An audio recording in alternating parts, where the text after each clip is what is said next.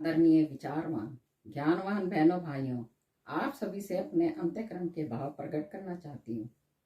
हालांकि ग्रुप से जुड़े कोई ज्यादा समय नहीं हुआ, चंद दिनों में ही मैंने महसूस किया कि अब अपना समाज संगठित होने के लिए ललायत है।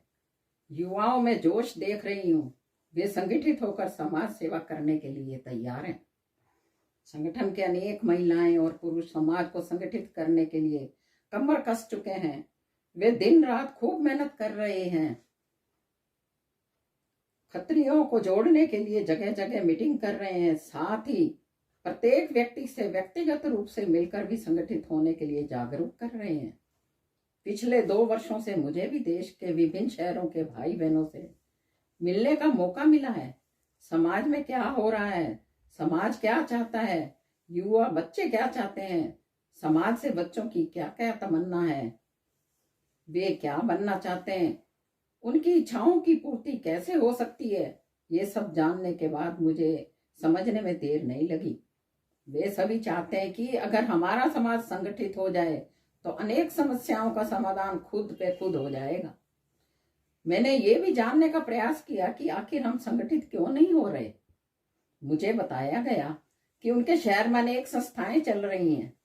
जब तक वे सभी इकट्ठी नहीं होगी हम संगठित नहीं हो सकते। वे अपनी अपनी चौधर नहीं छोड़ना चाहते। इसके अलावा मुझे बतलाया गया कि हमारे शहरों में खत्रियों और अरोड़ों की भी अलग अलग संगठन हैं। वे भी एक साथ नहीं आना चाहते। इसका कारण जानने पर पता चला कि इसके पीछे ऐतिहासिक कारण है।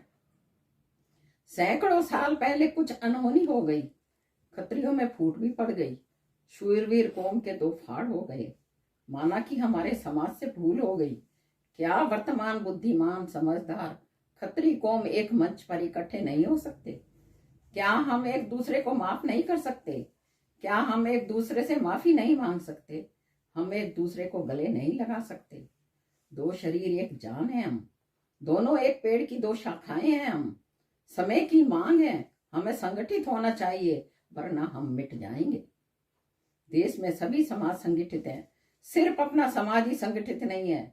अगर हम संगठित हो जाएं तो अपने समाज में एक नया जोश पैदा हो जाएगा। युवा पीढ़ी अपने समाज को सुरक्षित महसूस करेगी। हमारे समाज में प्रतिभाओं की कमी नहीं है, सभी क्षेत्रों में हम आगे हैं। कमी है तो बस एकमात्र संगठन की। अगर हम संगठित हो जाएं तो हमारी सामाजिक ताकत के साथ साथ राजनीतिक ताकत भी बढ़ेगी, हमारे बच्चों की भागीदारी भी बढ़ेगी, बच्चों का हौसला बढ़ेगा, उन्हें रोजगार भी मिलेगा, सरकारी नौकरियां मिलेगी, प्राइवेट जॉब मिलने लग जाएगी, युवाओं को रोजगार मिलेगा तो समाज में खुशहाली छा जाएगी। मैं साधारण गृहिणी हूँ, दुनियादारी ज्यादा नहीं जानती। हाँ, इतना जरूर जानती हूँ कि हम एक हो जाएं तो हमारा समाज के बच्चों का मनोबल के साथ साथ असुरक्षा का भाव समाप्त हो जाएगा। अगर हम एक बार संगठित हो गए तो कोई ताकत नहीं होगी जो दोबारा हमें छोड़ सके।